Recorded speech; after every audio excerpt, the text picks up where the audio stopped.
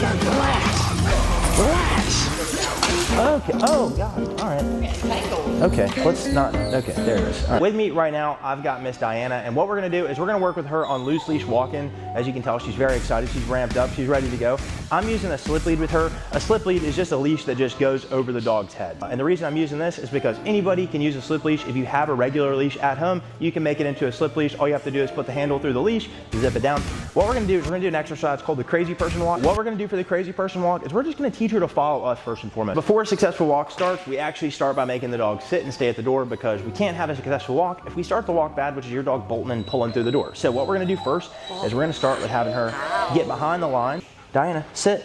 Good girl. So I tell her, I show her a hand sign now, stay. I tell her stay, open up the door behind me. Now, and if she gets up right now without permission, what she just did, which is totally fine, I'm gonna close the door, scoot her back again. Good girl, sit, stay, open up the door behind me, and then I'm gonna wait to make her hear her word, which is gonna be free.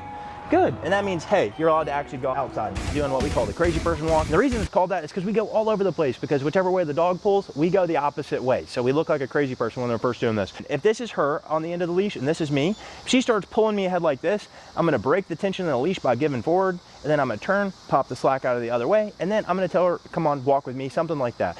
I'm not really using a specific command right here because it doesn't really matter too much, because right now I'm just working on getting the dog to follow me. So right now we're walking on a loose leash. This is good. Starts pulling, give, take, give, take. Yes, good girl. Come on, walk with me. Good girl. Now we're still walking on a loose leash. This is nice. And tension, so give, take, give, take, give, take, give, take. Yes, good girl. Come on, hop, up, up, up, up. Yes, okay, so she's pulling this way, so now we're gonna start going this way. Good. Now this is why it's called the crazy person walk, because we start going all sorts of different directions. So now she's pulling me this way, so I'm gonna turn and go back the opposite way. Good. Now if your dog's doing really good and they're really doing a good job about engaging with you and stuff like that too, feel free to use food, right? Because we wanna use carrot and stick here, right? We wanna teach her, hey, whenever you do the right thing, you get paid. Whenever you do the wrong thing, you get a slight correction, right? And a scratch. Okay, so she's pulling, so give, take. Yes, good girl. So that time, if you notice too, we only had one correction before she turned with me, which is great. That's what we're looking for. Good girl. Come on, hop, up, up. Yes, good girl.